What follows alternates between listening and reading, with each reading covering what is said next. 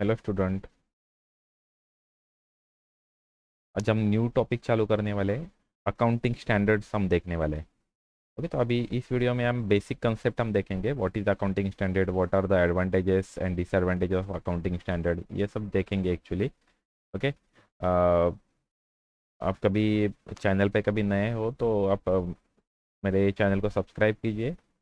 Okay, तो आपको जो लेटेस्ट वीडियो आएंगे वो आपको अपडेट्स मिलते रहेंगे। ओके, नोटिफिकेशन भी ऑन करके रखना। ओके। मैं मेरे चैनल पे आपको बीकॉम, बैप, बीबीआई, एमकॉम, बीएमएस इस सब के आपको वीडियो लेक्चर सबको मिलेंगे। ओके, तो स्टार्ट करते हैं हम। टॉपिक है अकाउंटिंग स्टैंडर्ड। ओके, तो अभी अकाउंटिंग स्टैंडर्ड मतलब क्या है? अकाउंटिंग स्टैंडर्ड मतलब जो हम अकाउंट्स अब प्रिपेयर करते हैं तो उसके लिए सभी प्रिपेयर करने के लिए गाइडलाइंस दिया हुआ है इस अकाउंटिंग स्टैंडर्ड में। ओके, तो उसके हिसाब से हम एक्चुअली सभी अकाउंट्स अब प्रिपेयर करते हैं। देखिए, रीड करता हूँ actually meaning of accounting standard. Accounting standard are the return document, policy document issued by the expert accounting body और बाय द गवर्नमेंट और other regulatory body covering the aspects of recognition, measurement, treatment, presentation and disclosure of accounting transaction in the financial statement. Okay, तो ये actually main चार चीज़ें actually accounting standard deal करता है इसमें: recognition, measurement, presentation and disclosure of accounting transaction. Okay, and in India accounting standards are issued by ICAI, institute of chartered accountant of India. Okay, तो India में accounting standard कौन issue करता है? तो ICAI, institute of chartered accountant of India issue करता है। और एक बात ध्यान रखना कि अकाउंटिंग स्टैंडर्ड है वो मैंडेटरी है। ओके, अभी मैंडेटरी है, उसके लिए भी एक्चुअली अलग अलग actually types of entity actually बताया हुआ है अकाउंटिंग स्टैंडर्ड में। अभी वो मैं इतना डिटेल में नहीं बता रहा हूँ एक्चुअली, आपको खाली बता दो कि चार टाइप्स ऑफ एंटिटी है बताया हुआ है। एंटिटी 1, 2, 3, 4 ऐसे कैटेगरी वाइज किया है एक्चुअली। ओके, उसमें से वन कैटेगरी ऑफ जो एंटिटी रहेगा उसके लिए एक्चुअली सभी अकाउंटिंग स्टैंडर्ड मैंडेटरी है। ओके, सेकंड के लिए थोड़ा बहुत एक्चुअली मतलब सभी अकाउंटिंग स्टैंडर्ड उसके लिए एप्लीकेबल नहीं है, तो उसमें कोई कुछ अकाउंटिंग स्टैंडर्ड ऐसे है कि उसके लिए एप्लीकेबल नहीं है, कुछ एप्लीकेबल है। ऐसे एक्चुअली कैटेगरी वाइज किया हुआ है। लेकिन जो अकाउंटिंग स्टैंडर्ड है मोस्टली अकाउंटिंग स्टैंडर्ड जो भी है वो सभी के लिए एक्चुअली कंपलसरी है, मैंडेटरी है। ओके, तो वो कौन सा अकाउंटिंग स्टैंडर्ड कौन से डेट से एक्चुअली मैंडेटरी है वो एक्चुअली बताया हुआ है। उस डेट से एक सभी अकाउंटिंग स्टैंडर्ड से वो मैंडेटरी है। ओके,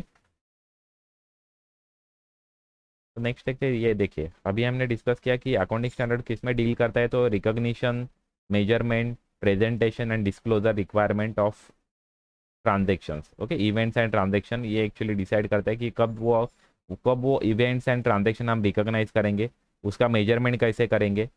ओके, और उसका अकाउंट्स में प्रेजेंटेशन कैसे करेंगे और उसका डिस्क्लोजर कहाँ पर मेंशन करेंगे। ओके, ये सभी चीज़ें एक्चुअली अकाउंटिंग स्टैंडर्ड में एक्चुअली बताया हुआ है, वो कंपलसरी है, सबको फॉलो करना एक्चुअली मैंडेटरी है अकाउंटिंग स्टैंडर्ड। ओके, देखिए अभी हम देखेंगे objectives of accounting standard. Okay, objective क्या है? तो अकाउंटिंग स्टैंडर्ड एक्चुअली फॉलो क्यों करते हैं? क्योंकि अलग अलग एक्चुअली अकाउंटिंग पॉलिसीज रहते हैं, वो पॉलिसीज एक्चुअली स्टैंडर्डाइज करके देता है अकाउंटिंग स्टैंडर्ड। ओके, तो हर एक एंटिटी के लिए अकाउंटिंग जो पॉलिसीज जो फॉलो करती है वो एक्चुअली थोड़ा बहुत स्टैंडर्डाइज करके देती है, तो एक्चुअली वो कंपेरेबल हो जाती है। ओके, मतलब वो अकाउंट्स रहते हैं वो कंपेरेबल हो जाते हैं, एक कंपनी के दूसरे कंपनी से अकाउंट्स हम कंपेयर कर सकते हैं। ओके, तो स्टैंडर्डाइज अकाउंटिंग पॉलिसी स्टैंडर्डाइज हो जाती है। दूसरा एक्चुअली ऑब्जेक्टिव है standardise accounting practices. Okay, accounting practices वो भी एक्चुअली स्टैंडर्डाइज हो जाते हैं। उसके बाद में eliminate non comparability of financial statement. वही एक्चुअली है मेन एक्चुअली है कि कंपेरेबल हो जाते हैं, मतलब एक के अकाउंट से वो दूसरे अकाउंट से एक्चुअली कंपेयर हो जाते हैं। ओके, कंपेयर करने के एक्चुअली मतलब कंपेयर कर सकते हैं ऐसे एक्चुअली अकाउंटिंग स्टैंडर्ड के वजह से actually financial statement actually prepare हो जाते हैं। ओके, उसके बाद में enhance the reliability of financial statement. Okay, क्योंकि अकाउंटिंग स्टैंडर्ड के हिसाब से अकाउंट्स प्रिपेयर करने की वजह से वो एक्चुअली रिलायबल हो जाते हैं, जो एक्सटर्नल पार्टीज है वो एक्चुअली रिलायबल हो जाती है कि जो कंपनी ने अकाउंट्स प्रिपेयर किया हुआ है वो एक्चुअली प्रॉपर रहेगा, ऐसे एक्चुअली रिलायबल हो जाती है, वो कंफर्म हो जाता है कि वो प्रॉपर रहेंगे क्योंकि अकाउंटिंग स्टैंडर्ड वो कंपनी फॉलो कर रही है। ओके, पहले क्या होता था, कभी कंपनी को ऐसे लग रहा है कि वो प्रॉफिट ज़्यादा, इन्वेस्टमेंट कभी उसको रेस करने का रहेगा, मतलब दूसरे कंपनी से कभी लोन लेना रहेगा, तो वो क्या करेगी, वो कंपनी प्रॉफिट में है ऐसे शो करेगी, तो क्या हो रहेगा, उसको लोन मिल जाएगा। ओके, लेकिन अकाउंटिंग स्टैंडर्ड के वजह से एक्चुअली वो प्रॉफिट शो डायरेक्टली सब प्रॉफिट ऐसे शो नहीं कर सकती, क्योंकि उसको कुछ रूल्स एंड रेगुलेशन फॉलो करना पड़ता है। ओके, वो फॉलो करने के बाद ही वो अकाउंट्स प्रिपेयर कर सकते थे, इसकी वजह से वो अभी जो अकाउंट्स है वो रिलायबल हो जाते हैं। ओके, तो इन्वेस्टर जो रहेगा वो इन्वेस्टमेंट करने से पहले, वो कंपनी में इन्वेस्टमेंट करने से पहले वो एक्चुअली अकाउंट्स देखेगा। तो अकाउंट्स देखने के बाद उसको एक्चुअली पता चलेगा कि कंपनी कैसे एक्चुअली प्रॉफिट, वो फ्यूचर में प्रॉफिट अर्न करेंगे या नहीं करेगी, वो एक्चुअली उसको पता चलेगा। ओके, तो अकाउंटिंग स्टैंडर्ड की वजह से वो उसको वो रिलायबल हो जाता है, वो जो अकाउंट्स जो कंपनी शो करती है वो एक्चुअली प्रॉपर रहेंगे, वो ट्रू एंड फेयर वेल्स दिखाते रहेंगे, ऐसे वो एक्चुअली कंफर्म कर सकता है, क्योंकि अकाउंटिंग स्टैंडर्ड की वजह से। ओके, तो ये ऑब्जेक्टिव्स ऑफ अकाउंटिंग स्टैंडर्ड्स है। ओके, कि standardise the diverse accounting policies, जो अलग अलग अकाउंटिंग पॉलिसीज है वो स्टैंडर्डाइज करके देता है। स्टैंडर्डाइज द अकाउंटिंग प्रैक्टिसेस, जो अकाउंटिंग प्रैक्टिसेस है वो प्रॉपर एक्चुअली स्टैंडर्डाइज करके देता है। नॉन कंपेरेबिलिटी जो रहेगा फाइनेंशियल स्टेटमेंट वो एक्चुअली वो इलिमिनेट करता है। उसके बाद में रिलायबल हो जाते हैं, जो एक्सटर्नल पार्टीज है वो अकाउंट्स पे रिलायबल हो जाते हैं। ओके, नेक्स्ट हम देखेंगे advantages of accounting policy, accounting standard. Okay, advantages of accounting standard, देखिए तीन ही एडवांटेजेस है, लेकिन वो एक बहुत सारे actually important actually accounting standard के एडवांटेजेस है। देखिए, accounting standard reduce to the reasonable extent and eliminate all together confusing variation in accounting treatment use to prepare the financial statement. Okay, वही एक्चुअली चीज़ है कि जो अकाउंटिंग पॉलिसीज है और अकाउंटिंग प्रैक्टिसेस है वो एक्चुअली स्टैंडर्डाइज करके देता है, मतलब वो एक्चुअली ज़्यादा वेरिएशन नहीं रहेंगे। ओके, इस तरह से एक्चुअली प्रिपेयर कर देता है, तो मतलब अकाउंट्स हमारे इस तरह से प्रिपेयर हो जाते हैं कि उसमें ज़्यादा वेरिएशन नहीं रहता है। ओके, मतलब अकाउंटिंग पॉलिसी जो हम फॉलो करेंगे, नहीं तो अकाउंटिंग प्रैक्टिसेस जो रहेंगे वो प्रॉपर सभी कंपनी में मतलब सेम रहेंगे, उसमें ज़्यादा एक्चुअली डिफरेंस नहीं रहेगा। उस तो इसकी वजह से एक्चुअली कंफ्यूजिंग नहीं रहेंगे, अलग अलग कंपनी के जो अकाउंट्स है वो कंफ्यूजिंग नहीं रहेंगे। ओके, तो फर्स्ट एडवांटेजेस है कि रीजनेबल एक्सटेंट तक वो कंफ्यूजिंग वेरिएशन है अकाउंटिंग ट्रीटमेंट में वो एक्चुअली रिमूव कर देता है, इलिमिनेट कर देता है। ओके, सेकंड है there are certain area where the important information are not required by the law to be disclose, standard में call for the disclosure beyond that required by law. मतलब अभी कंपनी है वो अलग अलग एक्चुअली लॉ के हिसाब से कंपनी अकाउंट्स प्रिपेयर करते हैं, मतलब कुछ एक्चुअल रिक्वायरमेंट ऐसे रहते हैं कि वो कंपलसरी डिस्क्लोज करना रहता है एज पर लॉ। ओके, मतलब इनकम टैक्स एक्ट के हिसाब से हमें डेप्रिसिएशन क्या शो करने का है वो एक्चुअली इनकम टैक्स एक्ट बताता है, नहीं तो ऐसे बहुत सारी चीज़ें हैं वो अलग अलग लॉ के हिसाब से एक्चुअली उसमें बताया रहता है कि ये आपको डिस्क्लोज करना पड़ेगा, ये आपको प्रॉपर तरीके से मेंटेन करना पड़ेगा। लेकिन अकाउंटिंग स्टैंडर्ड क्या करता है, कुछ चीज़ें ऐसे रहती है कि लॉ के हिसाब से एक्चुअली कंपलसरी नहीं है वो डिस्क्लोज करना, नहीं तो वो मेंटेन करना, नहीं तो वो प्रेजेंटेशन उसका करना। लेकिन अकाउंटिंग स्टैंडर्ड क्या करता है, वो कंपलसरी कर देती है कुछ कुछ चीज़ें जो लॉ के हिसाब से कंपलसरी नहीं है, लेकिन अकाउंटिंग स्टैंडर्ड वो कंपलसरी कर देता है, तो उसकी वजह से एक्चुअली इंपॉर्टेंट इन्फॉर्मेशन है वो एक्सटर्नल यूजर को एक्चुअली मिल जाती है। मतलब यूजर्स ऑफ अकाउंटिंग स्टैंडर्ड्स है उसको एक्चुअली यूजर्स ऑफ जो फाइनेंशियल स्टेटमेंट है उसको एक्चुअली प्रॉपर तरीके से इन्फॉर्मेशन मिल जाती है, इंपॉर्टेंट इन्फॉर्मेशन है वो मिल जाती है, जो लॉ के हिसाब से कंपलसरी नहीं है, लेकिन अकाउंटिंग स्टैंडर्ड उसको कंपलसरी कर देता है। इसकी वजह से वो अलग अलग जो यूजर्स ऑफ अकाउंटिंग स्टेटमेंट से मतलब फाइनेंशियल स्टेटमेंट है उनको एक्चुअली वो मिल जाती है वो इंपॉर्टेंट इन्फॉर्मेशन। ओके, उसके बाद में थर्ड एडवांटेज है facilitate the comparison of financial statement of different companies situated at different places. Okay, हमने ये एक्चुअली पहले पॉइंट से हम देख रहे हैं एक्चुअली ऑब्जेक्टिव भी अकाउंटिंग स्टैंडर्ड का यही है कि जो हम अकाउंट्स जो प्रिपेयर करते हैं वो कंपेरेबल हो जाते हैं, अलग अलग कंपनी के जो अकाउंट्स रहते हैं वो मोर और लेस सेम रहेंगे, वो कंपेयर कर सकते हैं, एक कंपनी के अकाउंट्स हम दूसरे कंपनी के अकाउंट के साथ हम कंपेयर कर सकते हैं। ओके, तो यही एक्चुअली ये एडवांटेज है कि हम दूसरे कंपनी के जो अकाउंट्स है वो हम कंपेयर कर सकते हैं। ओके, अभी ये तीन इंपॉर्टेंट एडवांटेजेस है। ओके, क्या फर्स्ट है कंफ्यूजिंग जो वेरिएशन रहेंगे वो इलिमिनेट करता है। सेकंड है कि इंपॉर्टेंट इन्फॉर्मेशन डिस्क्लोज करने को एक्चुअली अकाउंटिंग स्टैंडर्ड कंपलसरी कर देता है और कंपेरेबल हो जाते हैं अकाउंटिंग स्टेटमेंट। ओके, नेक्स्ट देखेंगे डिसएडवांटेजेस, देखेंगे अभी अकाउंटिंग स्टैंडर्ड हम फॉलो करने के कुछ डिसएडवांटेजेस भी है। तो डिसएडवांटेजेस क्या है, अभी अकाउंटिंग स्टैंडर्ड फॉलो करने की वजह से एक्चुअली एक प्रकार से एक्चुअली वो जो अकाउंट्स रहते हैं वो थोड़े रिजिडिटी आ जाती है उसमें एक्चुअली। ओके, वो उसमें एक्चुअली फ्लेक्सिबिलिटी कम हो जाती है, रिजिडिटी आ जाती है, क्योंकि जो चीज़ें अकाउंटिंग स्टैंडर्ड में बोली है वो कंपलसरी फॉलो करना पड़ता है। ओके, तो अकाउंट्स रहते हैं वो थोड़े रिजिड हो जाते हैं, वो थोड़े प्रिपेयर करने में भी थोड़े से एक्चुअली डिफिकल्ट हो जाते हैं। ओके, मतलब फ्लेक्सिबिलिटी वो कम हो जाती है। ओके, सेकेंड है देयर में भी differences in accounting standard of different countries. Okay, जो अकाउंटिंग स्टैंडर्ड जो रहते हैं वो एक्चुअली अलग अलग कंट्रीज में एक्चुअली थोड़े बहुत एक्चुअली वेरिएशन रह सकता है, क्योंकि अकाउंटिंग स्टैंडर्ड उस कंट्री के लॉ के हिसाब से थोड़ा बहुत एक्चुअली चेंज करना पड़ता है। मतलब क्योंकि अकाउंटिंग स्टैंडर्ड जो है वो लॉ के बाहर जाकर कुछ भी नहीं कर सकता, लॉ में जो लिखा है उसके हिसाब से उसको प्रिपेयर करना पड़ता है।